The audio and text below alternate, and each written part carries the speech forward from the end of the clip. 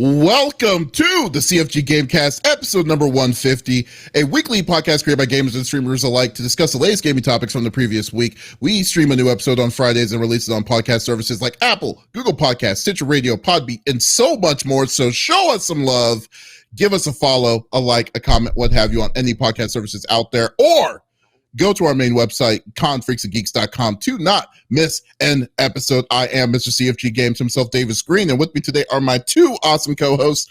I got Lex in the second seat. What is going on, my cyborg? Oh, just been crazy busy. I haven't been streaming. It seems like a theme lately. Dealing with some personal stuff. But I've nonstop. I can't stop playing Dreamlight Valley. It is not like Animal Crossing, which I'm so happy because I hate when your stuff dies or it goes bad and this and that. Like, no. It's got a storyline and I am absolutely loving it. And then, just been babysitting on the side and going to doctor's appointments per usual. Just been busy. Missing out. Actually, I have a question for you because you're probably the best to answer this. Sure.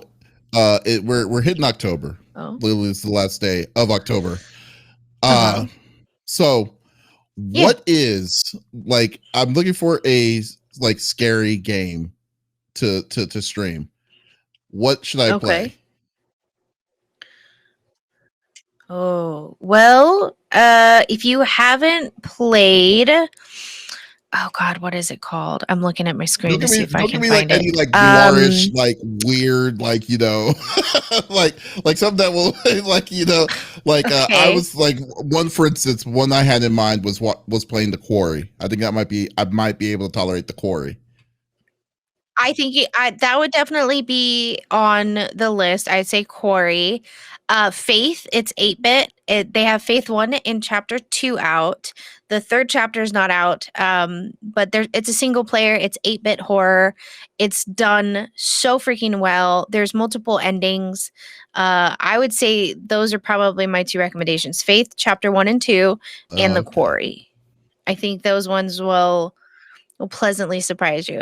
Okay, that's cool. All right, I'll put that. I'm writing that down, so I'll figure it out. Because right now in my mind, I have an idea what I'm wanting to do, and setting itself up. But you know what, Lex?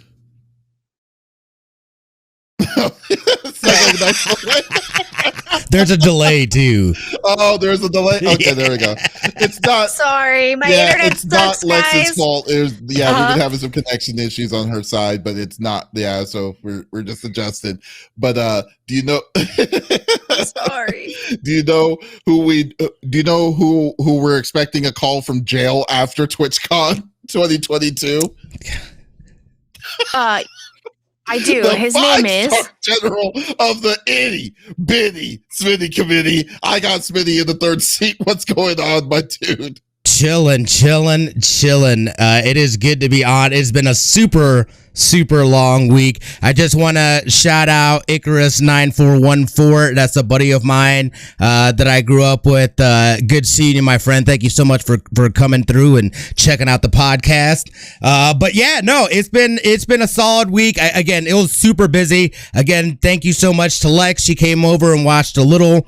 I did a live stream for work here this Wednesday. I had a commercial shoot yesterday, so it has been super busy. But all in all, pretty good. Got a raid in last night. That was a ton of fun playing with Zuzu and the crew. And then I've kind of been dabbling here and there again. Yeah, with Cyberpunk as well. Yeah. I finished Edge Runners. I loved it. That was great. And then of course, if you guys are fans, tomorrow, October 1st, we've got My Hero Academia season 6 starts. There are a lot of good animes that are coming this weekend. I will say, Spy Family's coming back. You got, like you said, My Hero. I am only on season 2 on My Hero. You got to get on it, man. Watch it. Yeah, I've been reading the mangas. I have been reading the mangas. Okay. So I'm looking forward to it. But some of those action scenes, you gotta watch. You gotta watch in person, dude. There's the new one of annoying my senpai and stuff. There's a lot of good ones. I'm definitely gonna have to sit down and watch a lot of them. So that's gonna be funny.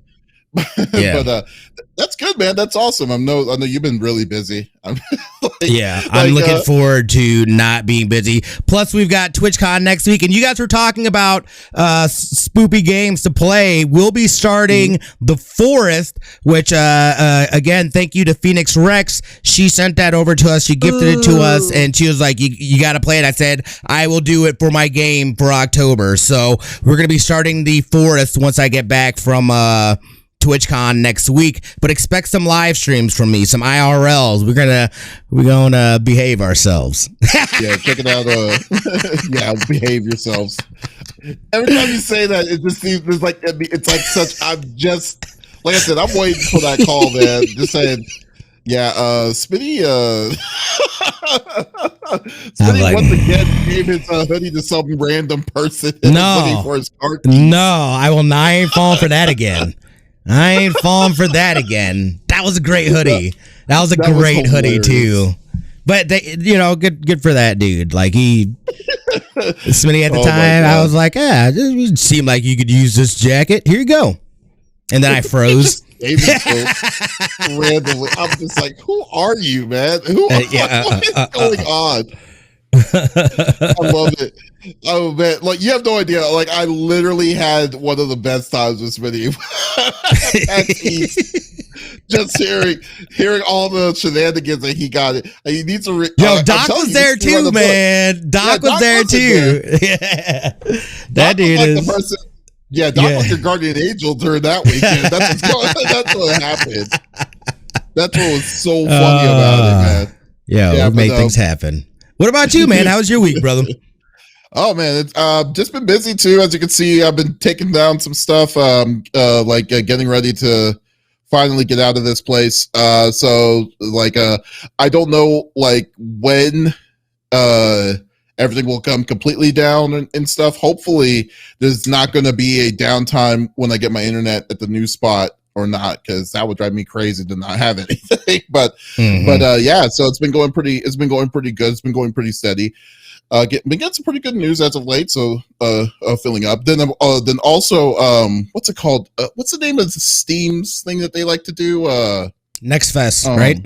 Yeah, Next Fest. Yeah. Mm-hmm. So Next Fest, I've had a ton of different developers sending me some stuff for like some of their alphas and stuff to try out, nice. And then to give them feedback. So like there's this one game that I can't talk about it. I gotta wait till next week. Sorry. Sorry to build it up. NDA. Sorry to build it up. Yeah, but there are a lot of. Let me tell you about this thing I can't tell you about. I'm not gonna do it. So, I know. Disney said, let me tell you guys about this amazing thing. Wait a second, psych. I can't talk about it. That's a tease. He's teasing. But if you go to CFG.com, you will not Confreaks and Geeks, not CFG. Confreaksandgeeks.com. You will be able to hear. He is going to put up a video. There will be a review, and we're going to talk about it. Yeah, I will definitely talk about that. I cannot wait till I'm able to say stuff about that. But there are some really cool upcoming games. The Midnight Suns is the one I really wanting to check out. Yes. It's going to be in December. But there's another game that I think that would you like if you're playing on Midnight Suns that you may like that you may enjoy.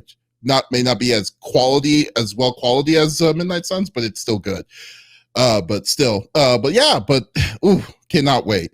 But anyways, let's get into it. I know y'all don't want to talk about all the possible games that I cannot talk about. So let's go through the normal rigmarole that we like to do each and every week. So each of us chooses a topic of discussion from the previous week in the world of video games. The topic would or could be a game itself or something that happened in the gaming industry. And we don't want to talk about it amongst ourselves. We want you, the viewers on twitch.tv/CFG Games, to be a part of the conversation. So by all means, if there's something that you're wanting to chime in about, or if you have your own opinion on something, type it inside the chat. We would love to talk with you about it and just have everything like a good roundtable discussion. So let's get into it. We'll start off with Smitty. What do you bring to the table, my dude?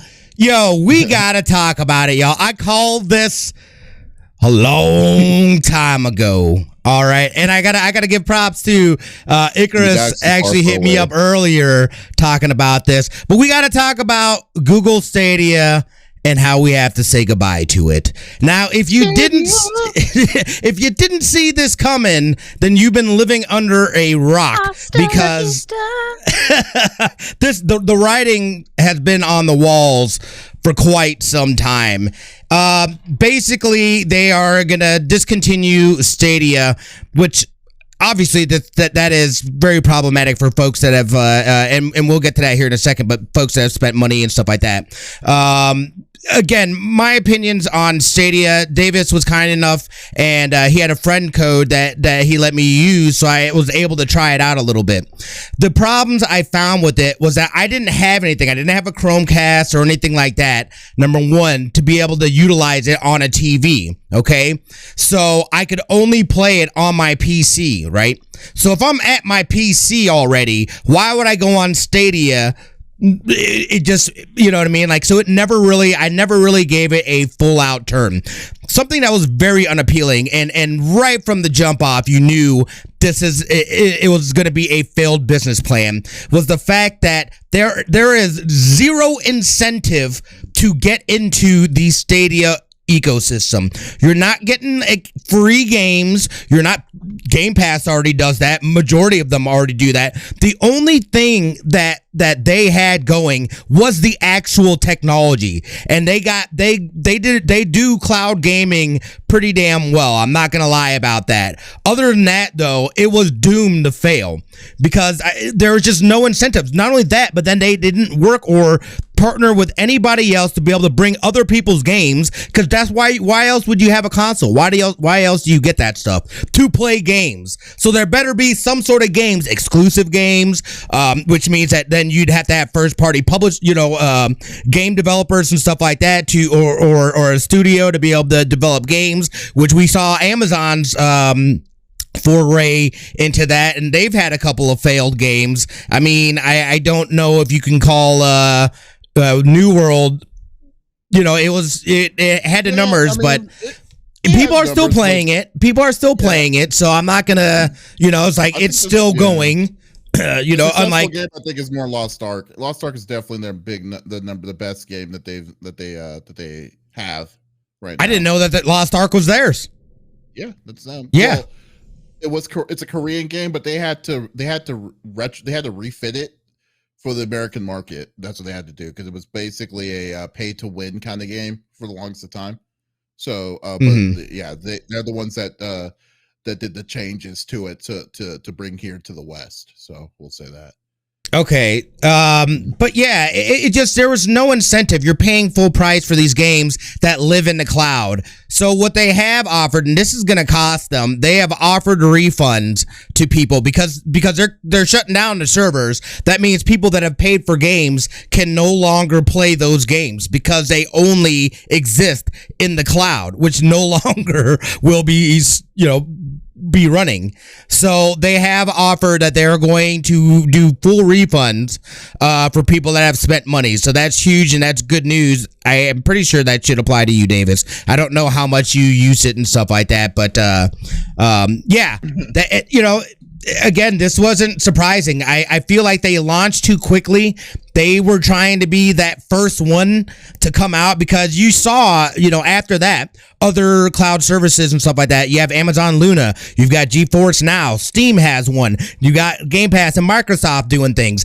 Everybody, even PlayStation's got remote play. You know what I'm saying? So, it's out there. And I think they were just trying to get ahead of it. But, at the risk of doing that, I feel like it cost them everything, because they did not go in with a solid business plan that was going to make people go, you know what? I need to do that. I need to get that. I mean, look at Game Pass. It is now offered on what kind of TVs is it? Is it Sony or Samsung? Yeah, on that. Dude, I want to get one of those TVs so I can literally just do it right there in downstairs. I have a Luna. I still pay for Luna and stuff like that. And I got a controller for my dad. And he signed in, so he's able to play games on the account, without having a console. It's huge. I absolutely, again, it's getting there. But this is It's not, this is not surprising at all. The good thing out of it though is that this technology is not going to be wasted. They said they're not going to sell off the technology. They're going to apply it to other areas. They're saying that we see that we can use this to do other things. So it'll be interesting to see how they go about utilizing this technology in future projects that they have going on. What are your guys' thoughts? I mean, the Stadia was DOA on its arrival, in my opinion. People already had their opinions, their own personal opinions on it, because technically what sucked was that they were the first during the time when it was released. There was no like Luna didn't exist, GeForce Now didn't exist, even like what's called Xbox's version didn't exist either. So like they were the ones. So how Luna or how Stadia kind of came into it, I think they tried to hit high and they tried to hit hard and try to hit fast. And then what they offered initially was nowhere near what it was expecting. And then there was a little bit of the tidbits, because like the biggest problem that Stadia had was they never pivoted. Like even though that they had like the years that they've experienced, they've had the platform for like 2 or 3 years. Wait, when did it come out? Like 2019? Yeah, like 2019, because I was there during the announcement. That they never really changed their course, even though they were stuck to the course when they knew they had issues with it. Like I think the biggest issue that really hurt them was their encoding, because their encoding was proprietary, which really, which sucks, because that means that games and stuff won't be able, like they have to fit it onto their specific system in a specific way that only the Stadia's servers would be able to read it. Because they didn't use the normal the universal encoding that every other game so used, dumb, essentially, which is crazy. But the only reason why they did that was because they were trying to keep to encode faster, to cause that, like that cloud services, to the reaction times and the delay. They thought that would be better, but in reality it hurt them. And because what made it worse was that because you're using a special encoder, you're going to have to keep the price up on that stuff, because it's not so games that you bought, or the games that came out 60 like months, years ago to move to Stadia, are not going to be $20 or $30. They'd be $50-$60. So like so it would be impossible to compete with like, oh well, they're only selling this for $20 here, why am I going to charge $60 on just the cloud service version of that? So so there's like those are really bad like things. And plus they didn't even have infrastructure for gaming initially when they came in. So they didn't even have like they were literally trying to start from the top without figuring it all out beforehand. So they were doomed to fail, essentially. But like I still gave it benefits of the doubt. I just wanted to see how, the idea of having full cloud gaming that didn't have a necessary system, all you have is a controller and a Google Chromecast. I found that fascinating. I definitely wanted to try it out, so I did.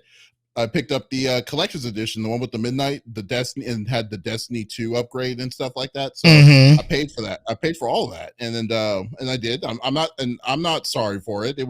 It played all right for the most part. And I believe I only bought one game on it, and that was Darksiders Genesis. Darksiders Genesis. So yeah, it was it's unfortunate. I just but there were just so many there were just so many bad decisions that they had. It just that they just never really wanted to learn from their mistakes. They were just being stubborn on wanting to trying to pivot. It's all right if you make a mistake. The biggest thing is you're more of a fool on just trying to go lead the course that you're trying to lead when you know it's not working for you. And and I think that's what really makes it really annoying. And also I will say this, most people were worried that this exact scenario was going to happen because they didn't trust Google already to say, who's to say that y'all going to shut the servers down? Like someone even because I was there at the keynote when they announced Stadia. I was physically there. And they were saying, what is it? So what are you going to do if y'all decide to shut the servers down and just say you're done with Stadia? Because y'all don't usually keep things in long periods of time. They were saying, oh, we won't do that. We definitely won't do that. So Icarus says, was Genesis a good game? Sorry. Others said, was Genesis a good name? It's like, you know what? No, it wasn't. Genesis is a good game though. Darksiders Genesis was a good game. Not as good as the other ones because they totally changed the format of it. It was a 2-player, like kind of a weird grid system, which was fine, but it was definitely good. It was good. But yeah, so I mean, it's like Stadia definitely was incredibly underwhelming. Definitely nowhere near as good as the other ones that you could experience. I mean, Luna is just basically like when it came out, Luna just destroyed it. Like initially. Yeah. Well, I mean, even GeForce Now and that stuff, they all had a better like, ooh, I want to try this out, or I want to try this out than Stadia and trying to pay for it. And they said that so the servers are going to run until January of 2023. That's when they'll be shut down. So what are your thoughts, Lex? They sent me an email on that. Oh, good. They said, here's your refund. Yeah. Oh, did they? What are your thoughts? I'm going to look it up, Lex. Yeah, no worries. I'm lagging, so I'm waiting to be called upon. You pretty much said everything that I was gonna say. When we originally had talked about it, November of 2019, it sounded like a great idea. We were wary, for obvious reasons. And if I recall, games weren't even same day release on the Stadia, correct? Like they had like a 6-month wait period on certain games. And so you're missing out on that initial jump of the game being released, of people wanting to play it, of wanting to play with their friends. And in retrospect, the idea was great, especially for, somebody like myself who came from, not a rich kid kind of background. When I was given the option between, okay, we could go Xbox or we could go PlayStation. Which one do you want to choose? I had picked the PlayStation because of the exclusives. And with Stadia, I felt like it was a great option for people who were lower income, who didn't have, the means to necessarily spend $700 on a new system.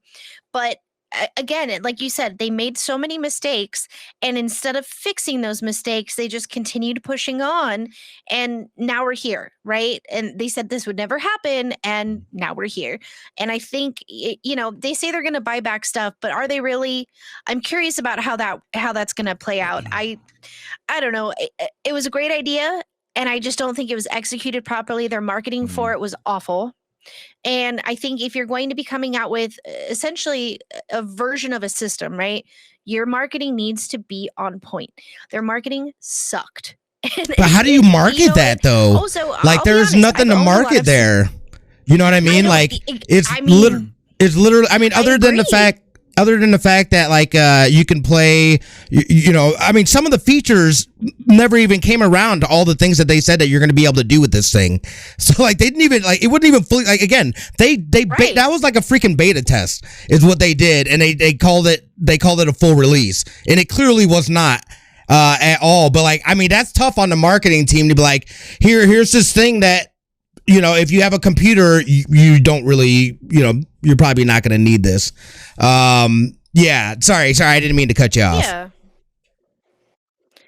No, you're totally fine. I also, as a Samsung TV owner, setting up Google products with the TV is not as easy as they made it seem, and I knew that was going to be a huge issue. I can't tell you. Every time I've had a Samsung TV, the pixels burn out every single time. Oof. And the little Google thumb drives never correctly. The whole thing was a shit show, to be frank. I knew that end was going to be a lot. There was going to be a lot of difficulty on that end as well. It's a Google Chromecast. It's so easy. I doubt it. I doubt that it was that easy. I've had that bad of an I hated my Samsung TVs, and my Samsung wasn't that bad. I think you just had a bad experience. My Fire Sticks always got destroyed. I don't know what it was.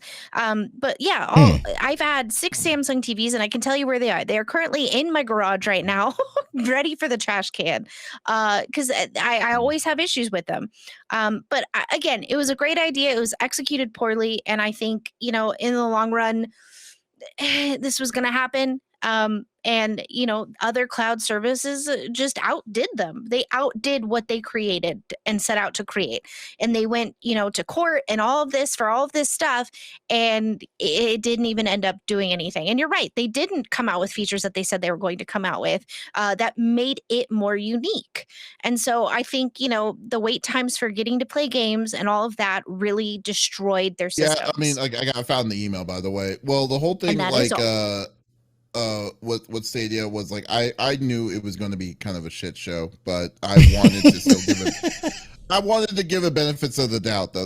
Remember, I was the most open on wanting to try this. I know, dude. I was like, no way, dude. I was like, this doesn't I was like, why? Absolutely. Yeah, because it's like well, at the time, it was new technology because essentially, like I said, essentially this was the first out of the gate to figure out like how this worked. And I was like, oh, I'm fascinated how this works because it uses cloud stuff. And I work with I work on AWS cloud stuff all the time. So I found it very fascinating to say, oh, you're going to put gaming, like 100% gaming on the cloud and then trying to get like lossless connectivity, right, and lagless thing. I was like, wow, okay. I was kind of going full nerd mode when I heard about all this. So I was like very interested in wanting to check it out, and I did.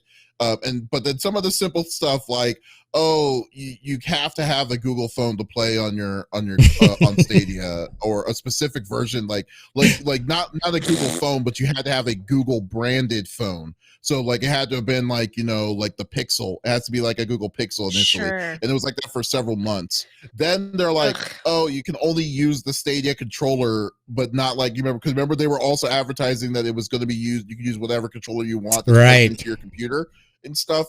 That was like 5. Right. No, that never came to fruition. It took 8 months to do it and stuff. But like and stuff, and the delay, because the biggest thing was lag between the lag input delay with the controller to what you were seeing on your controller was really bad initially, but eventually they fixed it.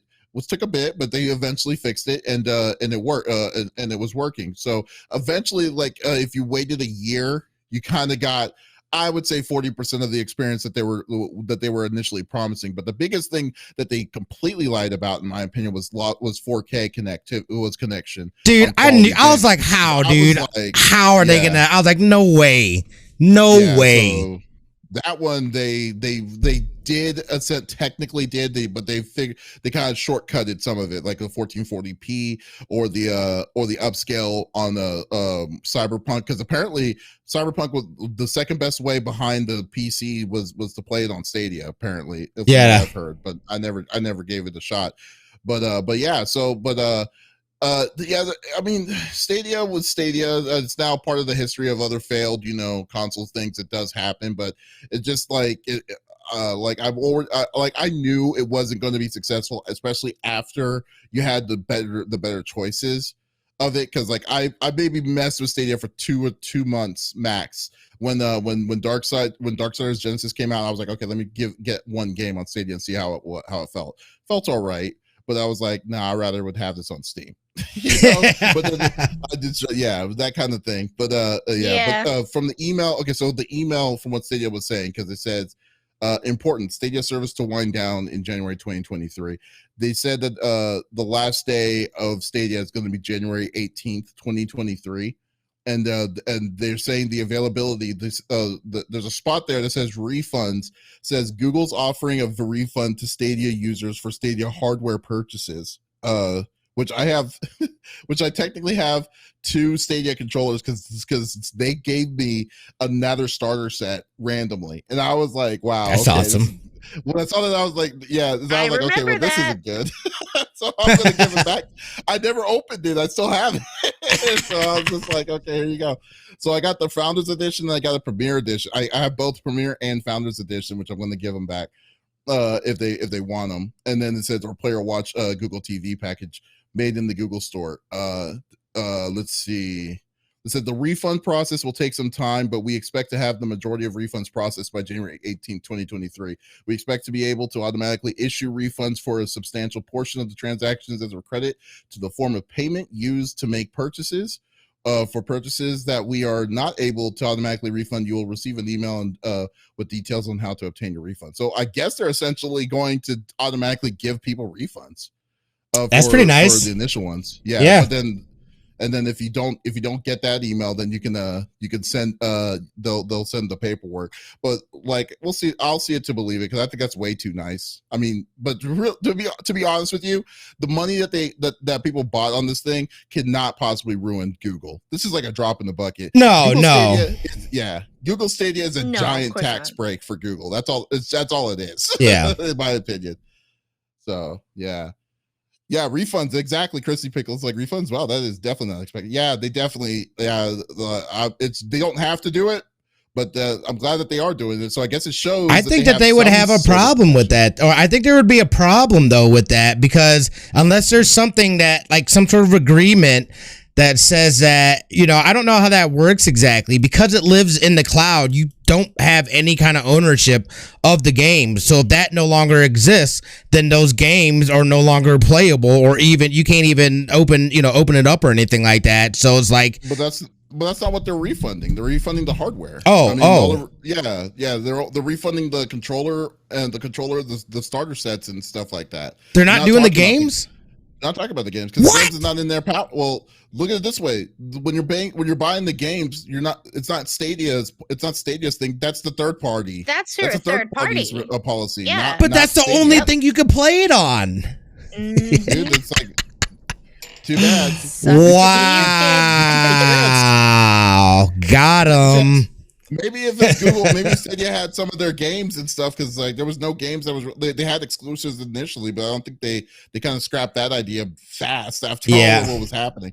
But the whole thing was that's crazy. Was crazy. Oh no, someone got timed out again. Was it Icarus? Oh yeah, I totally. I needed to really take care of the links on there. Sorry, Icarus. Yeah, but so we'll see, man. Yeah, see, no, it was terrible. I can see what he said. Their model was terrible. I don't know. Yeah, if you put a link, what happens if you put a link in? They're just going to shut everything down. It wasn't even a link. It was because he ended with a period and then put another letter, and it read it as a link. But what he had said, yes, he said they sold their customers a false bill of goods. They would open themselves up to litigation if they didn't refund. That's what he said. Oh yeah. Okay, that would make sense. That would make a lot of sense if they did that. But yeah, so they could only do with the hardware, but they can't. But the third party is a whole different story in itself. So, but again, treat it like this: when you buy back in the day when you buy the PS2, and then you move to a PS3. All your PS2 games won't transfer, or it's even worse. Digital PS3 games or digital stuff that came out on PS3 didn't transfer to PS4 and stuff. It's gone at that point. So I didn't really start getting digital games until like PS4. Everything else, I had physical discs. Physical. Yeah.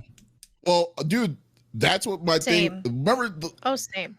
I still have my PlayStation 2 biggest issue was because remember, my thing was Scott Pilgrim.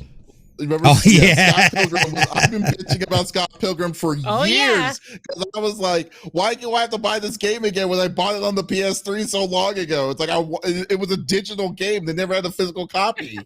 So I was. Yes, and I still am mad about that. Or The Simpsons. Like, I have The Simpsons. Like, I played The Simpsons, the arcade game, or the X-Men arcade game if I had my PS3 still.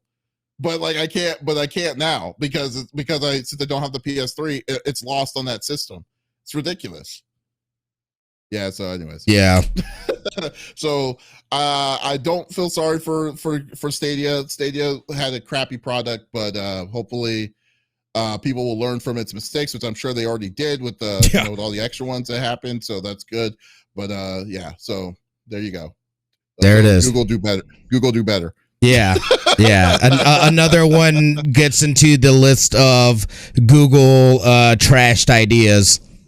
Another Yeah. one bites the dust. Yeah. Another Chris, one I'm so bites the sorry. dust. I will fix this stupid thing from shut this down with a chat bot in Stream Elements. So we'll take care. I'll take care of that. I do apologize. But as for the good topic, so it's but let's go over to my topic, the real topic. Whoa. Oh yeah, there we go. Yeah, I'm just kidding. Oh. Ow. My Ouch. topic is about E3 because I'm probably out of the three of us, I'm the most hyped about it because I love going to events and I love having stuff to do and love to work at events and stuff like that, because it's cool talking directly to the folks and stuff and things, like have an idea, have a plan, and just go out and have some fun along the way. So as everyone know, E3 was canceled this year because of the pandemic that happened earlier, and there was a lot of back issues, which they probably don't want to talk about, but E3 had a lot of issues with vendors on the backside of it, which they probably felt that, it's easier just to not do the event itself as a whole. So that's what they did. They canceled it this year and decided to wait and see what their other options are. Earlier, about 2 months ago, they announced that ReedPop, the people who do New York Comic Con, PAX East, PAX West, all these other ones, Star Wars Celebration is going to be running E3 next year, 2023, which is a great thing. E3 has ReedPop is a very, very well organized event organizer, so I definitely have my faith in it. But the biggest question was, how is the format of E3? Because the past couple of years, I have been nonstop complaining, and I don't mean to be on the soapbox about this, but E3 is a trade show, not a convention in my eyes. It's meant to bring people within the industry to get better, closer looks, to talk to each other easier and stuff. But then in the last 4 years or so, 4 or 5 years, E3 was trying to cater more to the public, to make it general public. And when the second they did that, they lost Microsoft, they lost Sony, they lost Nintendo, the big three. EA does their outside job, an outside thing right outside of the place, but they don't have a spot inside the building anymore, because they assumed that big vendors don't wasn't having the same kind of experience that they wanted, because of this kind of change, because like you're now trying to cater to the public at the same time trying to cater to business, where it is a giant cluster, and those tickets were hella expensive for the for customers, and I, in my opinion, got little out of it. But this time, what I am loving is the open communication that they are doing for ReedPop for this event, because I got an email this week saying that, hey, we wanted to let you know that E3 is coming back next year. We're going to do a hybrid, which I can be fine with that, because all you need is 3 days for it.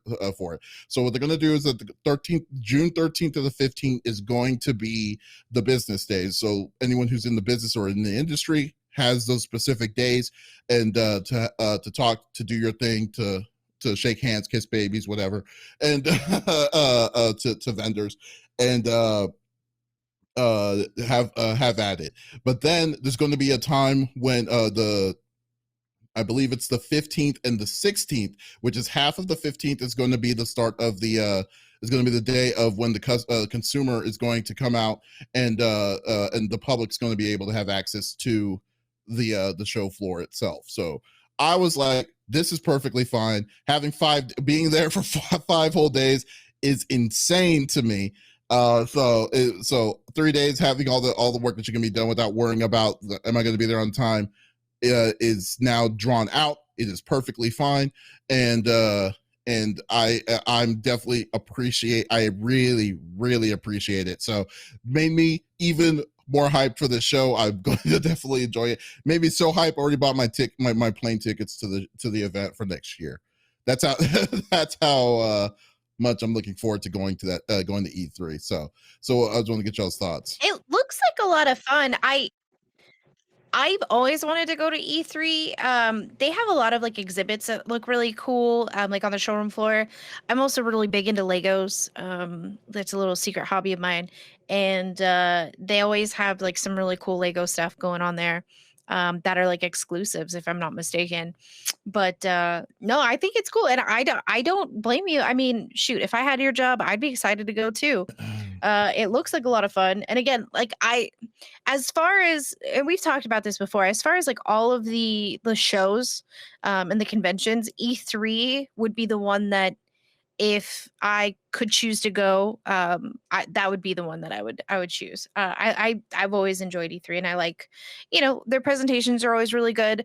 I feel like they're always on it as far as with their presentations. There's never like a lull. They're really good about, the videos that they show are intriguing and engaging, and it gets the audience excited for those games and for those products. And I've always enjoyed E3 as far as keep this in gaming mind. It's conventions not. go, See, but but that's here's just the my thing. input. This is the one thing. It's not really a gaming convention. I mean, it really isn't a gaming convention.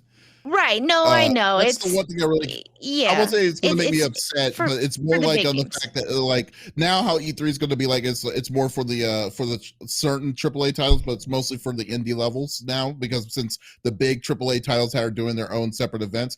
But I Right. think the bigger thing is like the separation between a convention and a trade show is very different in my opinion. I mean because yeah.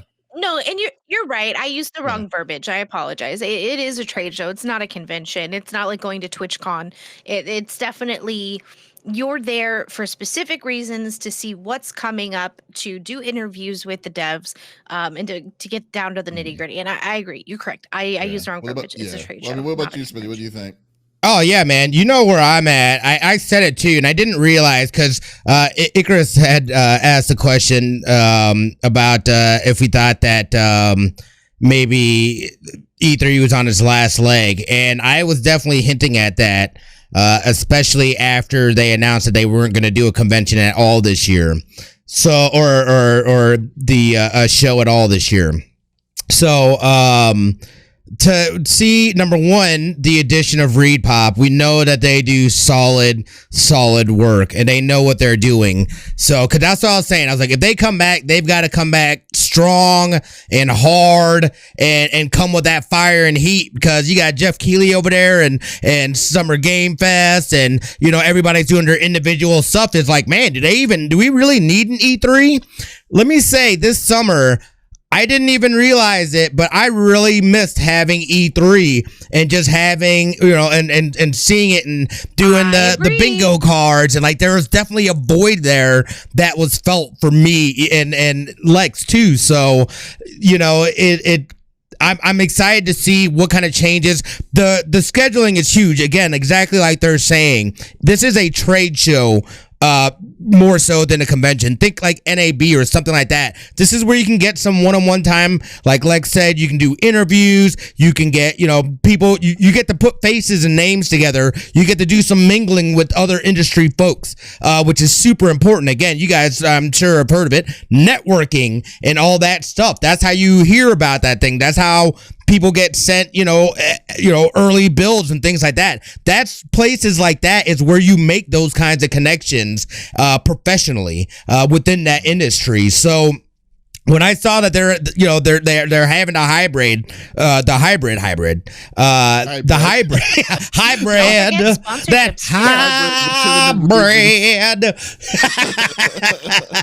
when I saw that, I was like, yes, dude, I've got to go to this. I definitely want to go and be able to, because there's all kinds of content and things that we can get and just more contacts that we can make and go from there. So I am very pumped for this.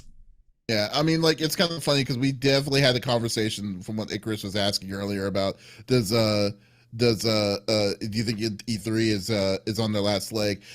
In a way, on their focus, like back for the longest of time, where how E3 was moving over to trying to cater more for the public.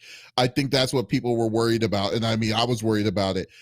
But I just think that it was just a matter of when they had something that was going to get where they had to pivot back to what they need to know what their identity was. They definitely is space for it. But they need to say, this is the kind of show that we wanted the E3 to be, because they lost vendors. That was the biggest fact, which is huge. Vendors because of their decision making on trying to make it public, and I think that in my opinion opened up their eyes to be like, okay, we need to know what the identity, what this show's Let's going to get be, back to because basics.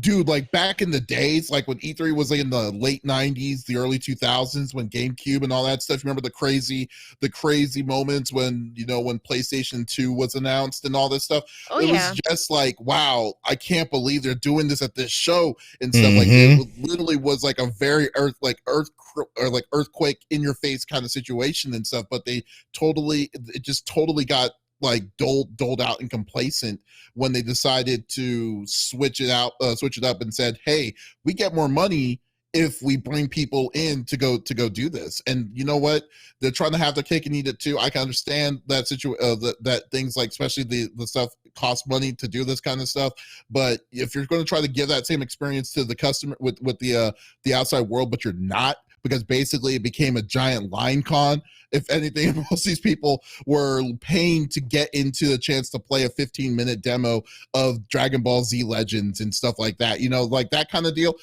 It just it defeats the purpose, and that's where it came down to. I mean, but like now, since I think that Repop has direction, since Repop legitimately has does the largest video game conventions in the North America with the PAXs, like PAX East, PAX West, and all that stuff, I think that they now have a better focus of what they want the show to be.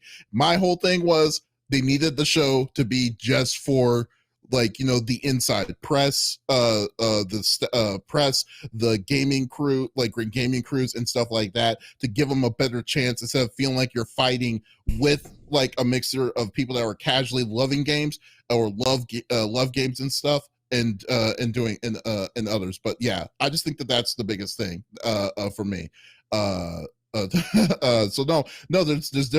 definitely still alive, and we'll definitely need to see where they're going to go with it. But no, I'm just glad to hear that they're going back to business days. For me itself. Excuse me. So yeah. Agreed. Same. Yeah. Okay, cool. Nice. So give me one moment. I need to check something. Okay, there we go. And then it's my Lex, turn. like you said, it's your turn. What are you bringing? You got it. Well, guys, Activision is going after some cheat makers. So, Call of Duty, it's a game. I don't know if you've ever heard of it. I know it's not that big, especially in the States. It's a very small game. I said with sarcasm. But there is a German-based company called EO, which stands for Engine Owning. They created a cheat maker program for Call of Duty. Well, Activision is going after them, and not just going after them, they're getting them charged with racketeering. If you don't know, racketeering is not an easy charge to get. I mean, that's a profit well beyond our life means, right? So to get a RICO violation, we're talking they made huge profits, possibly in the millions. But basically, there are about a total of 12 smaller people that they're also going after, including EO. And what's going to happen is they're trying to get them basically ported here because they're in Germany, France, and elsewhere. They're trying to get them brought to the US so that they can then get them on charges of racketeering. So what does that mean? Great question. Let me tell you. Basically, they created this program. Then they would sell it in bulk to other people who would then turn around and sell it to your basic Call of Duty player. And it's basically like money laundering on top of that. So there were 3 masterminds behind it. Valentine Rick, his mother, Regina Rick. Yeah, when we talk about sitting in a basement playing video games at your mom's house, she was sitting behind him doing the books for him.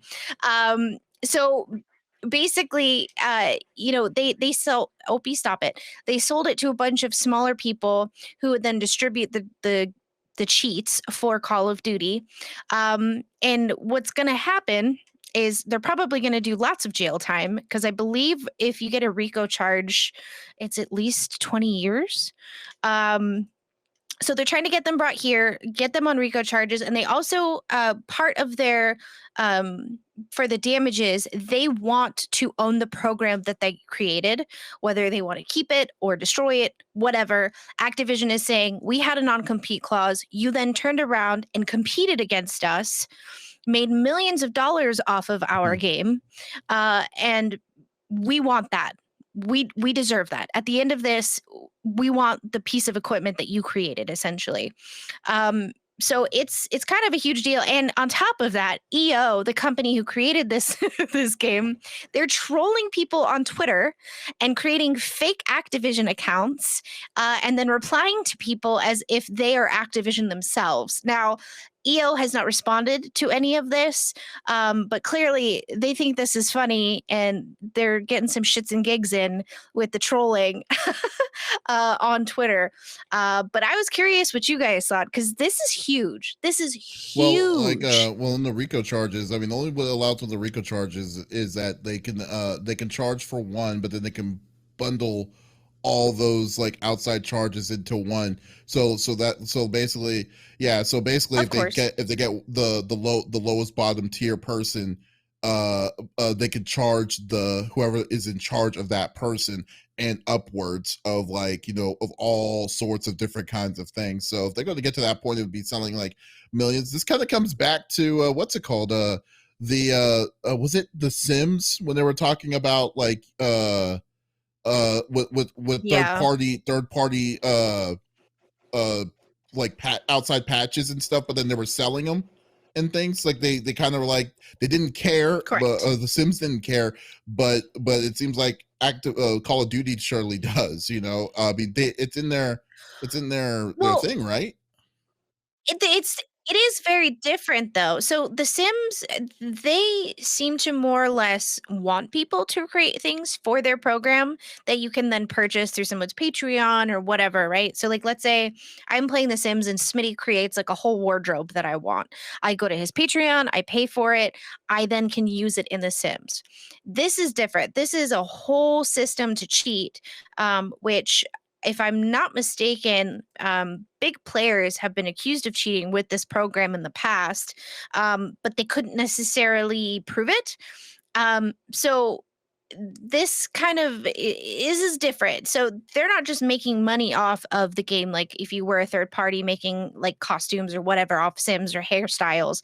This is, I'm competing against this company, and then I'm also selling the program so that people can then cheat and win in said program and make the life of Activision and their devs even harder. Does that make sense? That seems very ballsy. I mean, I just think like, well, backwards. It's weird that they feel like they have a leg to stand on this. I mean, is it kind of weird that it's like, can you imagine someone is like build something additional to your game or build something extra to the game itself, and then they had the balls to say that to the developers of the game that you are that you developed in, I mean, what do you think, Smitty? I mean, on that? I've been chomping I agree. I've been chomping at the bit. I don't know if you guys know, but I watch people on YouTube like Call of Shame, this and that. Cheating is rampant. One thing that is a thing now is people are getting big on like Warzone and stuff on streaming services, but they're cheating.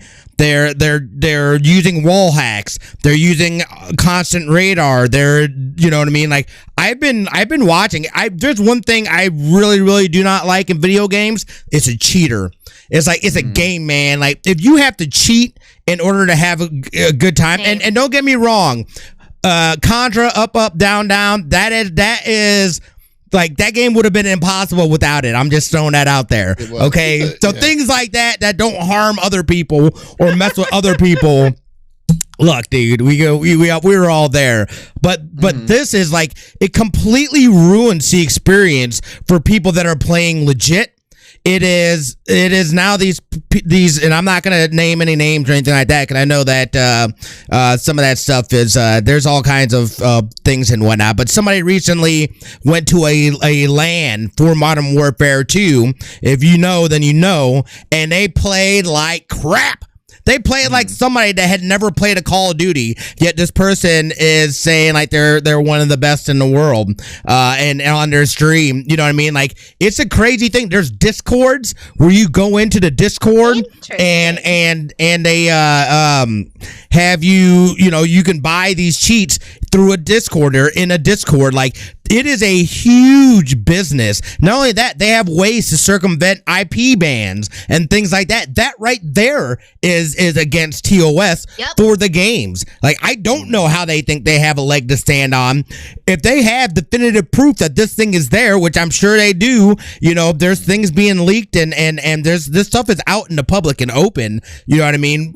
They may be in darker alleys and stuff like that, but the documentation and stuff is there. So I'm curious to see where this goes, and this could be setting a precedent for people then that are going in and doing things and that have services like this. This will extend way beyond Call of Duty, and it'll go into other games where people are developing these same kind of tools, in order to be able to circumvent the game and how it's played and how it's intended to be played. So I will definitely be following this very closely.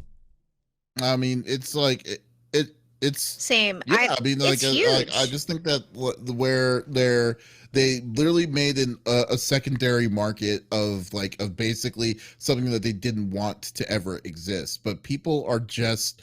It's kind of weird. It's not just Call of Duty, but it just runs insane in Call of Duty.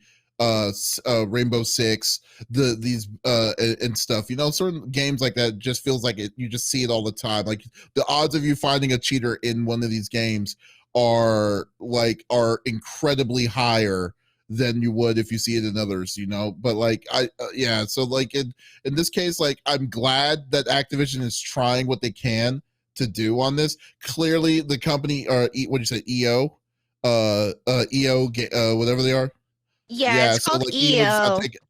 EO's not taking EO them software. seriously in any way. Maybe, and shoot, as far as we know, EO's is probably like a garage company. Essentially, just about a matter of 2 or 3 hackers or programmers that know how to get around stuff and everything. So they're definitely not taking these things seriously. If it's out of the country, it's probably even going to make things even more, more red tape-ish and stuff. So who knows what's going to eventually happen to it?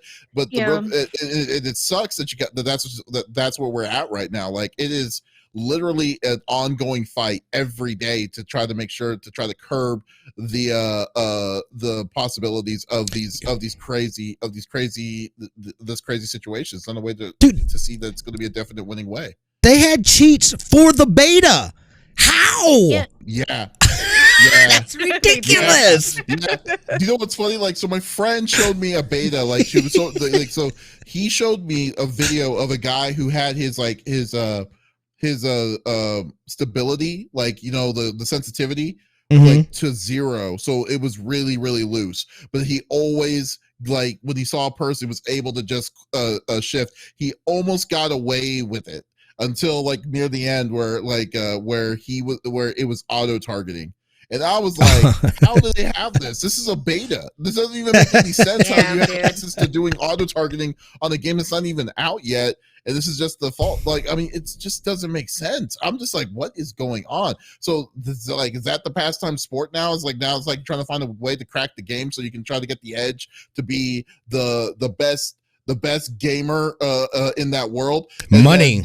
And then get exposed, Money. Yeah, people are doing it. That is the culture that we live in now. This type of world where people are looking for that internet fame, and they, with anything, people are going to look to figure out ways to cut corners, view botting and things of that nature to boost the numbers. All of a sudden, this amazing person comes out, they've got this story or whatever, and it's crazy. It's absolutely crazy to me. But I know there are a bunch of people that are out there. Some of them are, it's weird, man. I don't know. It's crazy. It's crazy just how they're able to do it so quickly too. They were all of a sudden how do you come out with cheats in a beta?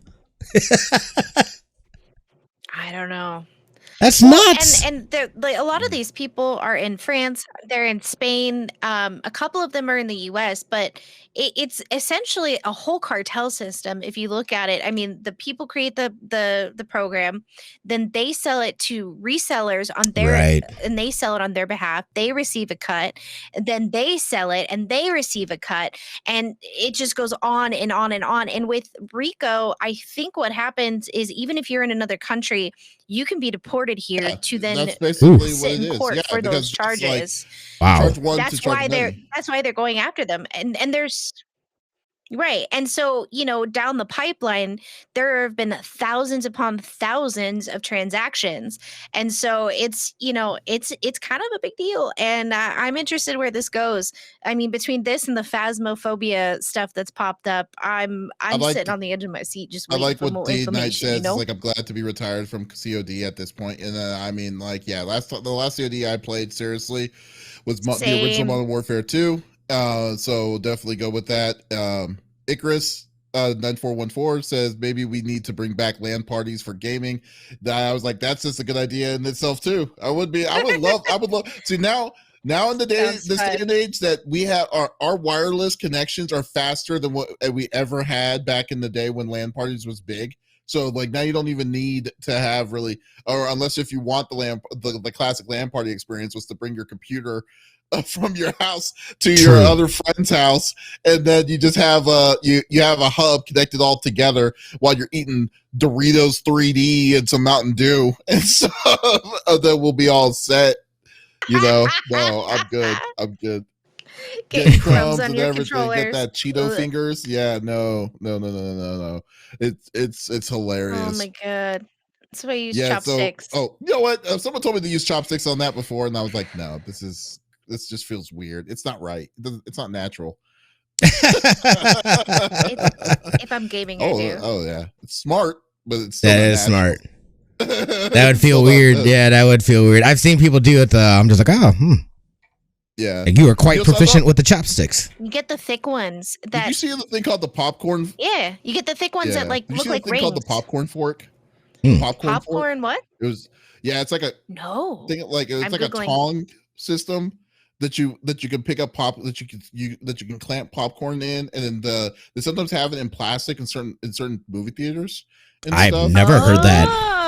You Oh. put them on your fingers or something? That's smart. No, it's just like a tong. It's like a tong, and you just No. Oh, and you just go. Kind of Yeah. looks like a tuning Yeah. fork. Yeah, essentially. Instead of Okay. shoveling it into my mouth with Yeah, my 'cause whole there's hand. some That's what I do. places have, That's how I like I to eat start my out with the popcorn. fingers. no, some The whole places have some really Yep. crazy, like really kind of messy popcorn, because there's a thing called, have you heard of Whopcorn, where you have No. Whoppers inside popcorn? Yes. Yeah, I can get on board with that. Yeah, Oh, it's so good. but it's such a It's mess so because the malt and the chocolate's all gooey and stuff because of the heat of the popcorn. It Yeah, so you melts, want to yep. if you don't want to have any of that mess on your Oh, hands. I don't like getting messy hands like that. Yeah, that's what I'm saying. So so that fork would be good.